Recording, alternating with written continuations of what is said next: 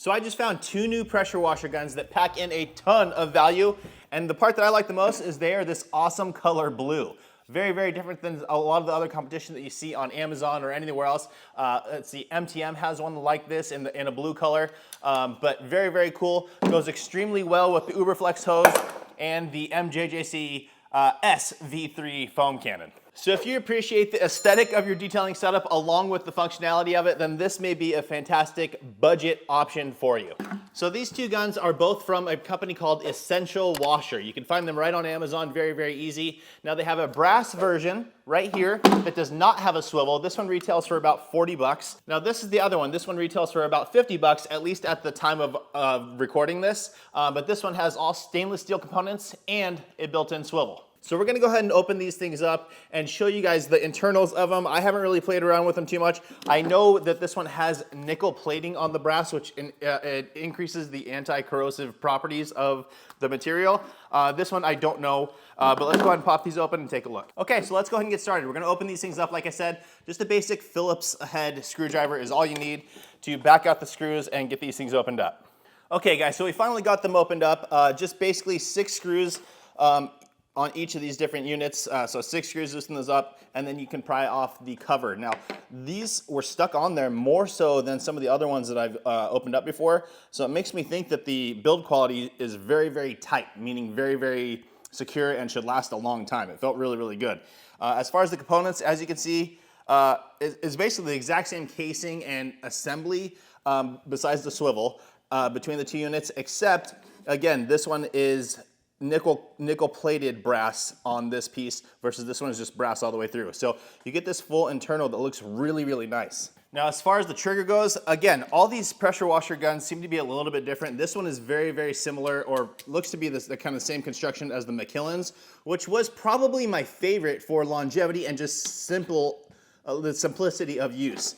You basically just have a pin going through here holding this trigger handle on there, and then this little piece here that gets compressed and fires the pressure washer on. Very, very simple. Not a lot of things to break on this. Very, very good construction. I like it a lot. Now, as far as the brass one goes, it's the exact same thing, same type of trigger, just one little pin through it, compresses the little button there, and fires the pressure washer on. The quick connects on all of these and all the components are all branded with Essential Washer. So it looks to be their own quick connects, which is cool. And again, at the price that these are, I mean, the only other ones that I've seen that have this anodized, nickel plated brass, man, I can't remember exactly which one. I think it was the MTM, if I believe, the SGS 28, I think. But that's a $100 or $80 gun, $85 gun. This is 50 bucks. Incredible, incredible value. I actually really like the color of this as well. Now let's go ahead and button these back up. I'm gonna walk you out to the front of the shop and we're gonna test them.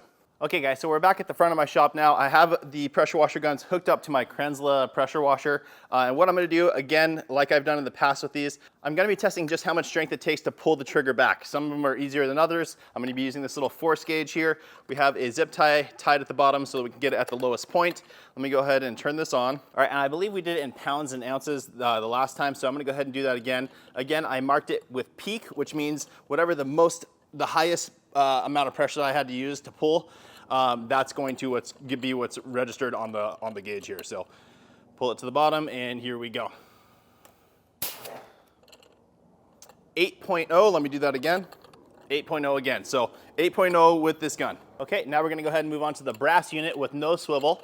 Zero that one out, and here we go. 8.0 on the spot again. So 8.0 for both these ones. That just shows you that the internals are the exact same on this thing, which is very, very impressive. As far as the grip and everything goes, it's a very, very comfortable trigger to work with.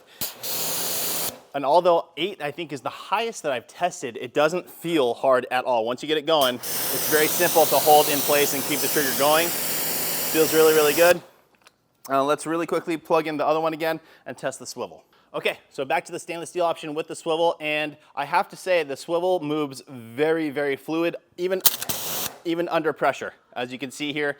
So, I mean, let's see if I can get it to, yeah, not as smooth as the OG spec Mosmatic, but as smooth as all the others. It feels really, really good, just really, really fluid on that swivel. Okay guys, so final recommendations and thoughts on these things. I love them. I actually like them a lot. The internals seem really, really good. Again, very, very simple in operation. It had the highest amount of force that was required to pull the trigger compared to any of the other ones while it was under load. The OG Mosmatic was like 4 pounds. I think the Easy Pull was right around that as well, whereas this is 8 pounds to pull it back. The Macmillan's was it was definitely higher, slightly less than this. But I have to say, overall, the distance and the thinness of this handle here, it's very, very comfortable and very, very easy to use. So I don't have any issue with that additional little pound of pressure. It registered at that 8 pounds. But for me personally, I did not feel a difference in it compared to the others. Even though, yeah, even from 4 pounds to 8 pounds, you don't feel that. Essentially. So what's more important to me is that the swivel worked very, very well, stayed very fluid. Everything else is really comfortable. The fact that this thing on the stainless steel version, at least with the swivel, has the nickel plated brass inside for extra anti-corrosive properties. It's unnecessary in my opinion. I think, I really think that even just brass is completely fine. However, I will say the fact that they went that extra mile and then this thing still retailing at that price point is phenomenal. So I really like it. Just so you can see, the threads that they use are NPT. So you do see some thread there. You can see it's covered in some thread tape, but on the brass one as well. Some of the other ones, the Active uses I can't remember what the other kind of thread is called, but where it sits completely flush, which is nice. And it does reduce any fatigue from having the foam cannon on there because it shortens the distance a little bit. But I really, at 50 bucks, guys, you can't go wrong with these. 40 bucks and 50 bucks, fantastic. And they look super good with the Uberflex hose and the MJJC S-Line V3, which is the one I did a review on this thing. And the head unit is the same as what's on the Pro V2. So they just upgraded the bottle and the connection point, which is really awesome. It's just this little quick quarter turn. Really nice and simple connection point on these guys. I have these available on my website as well, so I'll link these in the description for you, along with the Pro 2.0. So everything will be linked down in the description, including these guys. I hope that video helps you. Just wanted to give you guys another option. And again, just something cool in this really nice blue colorway that matches everything. So that's it for today's video. Thanks so much for watching. Please make sure to like the video, make sure you subscribe, turn on that notification bell, and we will see you on the next one.